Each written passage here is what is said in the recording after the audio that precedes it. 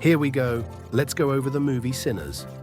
The story kicks off with a spooky legend about music.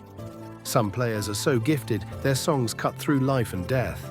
We're in church and the singing's beautiful. Then the vibe turns fast. Sammy gets called out in front of everybody. His dad frames music as straight-up sin. Pop lays down the law in public. He demands promises and a clean break. Then he orders Sammy to drop the guitar. It's control disguised as righteousness.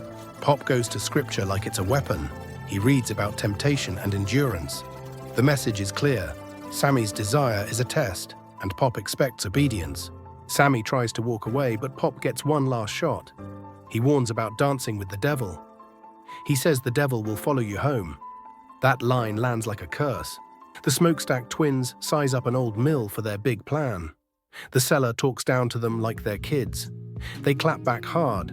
This isn't play money, and they're deadly serious. The deal comes with a brutal boundary. The twins warn him about crossing their land. They bring up his clan friends without blinking. The threat isn't metaphorical at all. Sammy daydreams about Chicago like it's freedom. The cousins shut that down quick. They say the racism just wears a nicer suit. Same devil, taller buildings. Now it's hustle time, and the grand opening is tonight. They argue risk versus momentum. The sky looks too calm, which feels ominous. Still, they push forward anyway. They roll up on Bo Chow for supplies. The ask is huge. Catfish for 100 people. Bo probes about Chicago money. The twins stay cagey, like they're hiding heat. A theft goes sideways in broad daylight. Smoke catches someone boosting from the truck. He doesn't argue much, he just shoots, and the street learns who runs things. Grace turns the sign job into a negotiation lesson. Prices jump, drop, and jump again. Everybody's playing hardball. Even the paint color becomes a bargaining chip. They spot Delta Slim, the local legend. Slim talks reckless and acts like nothing impresses him. The twins pitch the gig anyway. You can tell they need his name for credibility. Stack pulls out fancy Chicago beer like it's treasure. Slim tastes it and suddenly listens. The offer climbs to real money and free drinks. That's how they lock in the headliner. Smoke goes to Annie with a quiet request. He wants her cooking at the Duke tonight. The history between them is heavy. You can feel old grief under every word. Doors open and Club Duke comes alive. The welcome is loud and proud. This place is built for them, by them. For a moment it feels like freedom is real.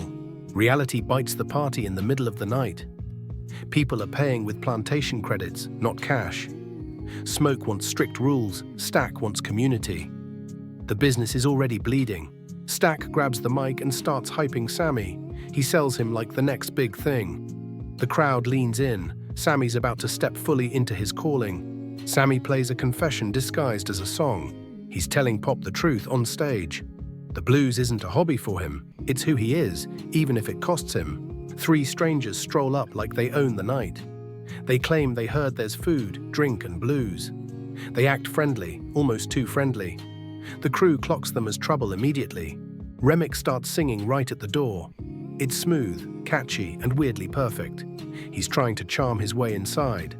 The whole move feels like a spell in real time. Everything snaps in the back room. Stack is hurt bad and the panic is instant. He's bleeding and barely talking. Smoke realizes this isn't a normal fight anymore. Sammy repeats what he heard, and one word matters. We. That means more are coming. Smoke's trying to stay in control, but the room is starting to understand they're hunted. They argue at the door, and the rules get exposed. Remick can't force his way in. Annie calls it out and pushes for the truth. She basically says, "Admit you're dead already." They crack open a jar and get the answer. It's pickled garlic, and everyone reacts. The word finally drops, vampires. Now it's not superstition, it's survival math. Outside, Bo shows up in full chaos. Someone's on him, and it's violent. Grace sees what's happening and freezes. The horror is now personal, not just out there. Remick stops playing coy and names his target. He wants Sammy for his gift. He claims Sammy can reconnect him to his people. Then he offers a deal that's really a threat. Grace hits a breaking point and makes a fatal choice. She yells an invitation into the night. Everyone realizes what she just did. The door is open, and so is the slaughter. The vampires surge in, and the room collapses into screams. Smoke tries to fight through pure rage. Annie gets caught in the middle. You can feel the group's hope shatter. Then the sun finally shows up. People shout it like a miracle.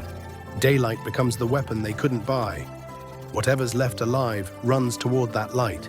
Morning brings a different kind of evil. The clan rides in, laughing about it. They treat the Duke like a target, not a place. It's hate, organized and casual. Later on, we're in a new place with a new vibe. Someone says 2 customers are offering big money. The boss shrugs and allows it. That decision opens the door to the past. The visitors explain how they survived. It's not bravado, it's tragedy. They hint at immortality like it's a gift. But it sounds more like a sentence. They ask Sammy for something real, not polished. He starts playing anyway. The blues comes back like muscle memory. Even years later, that night still lives in the notes. We close on a familiar hymn. The same words echo after everything that happened. It feels like mourning and defiance at once. A little light still trying to shine.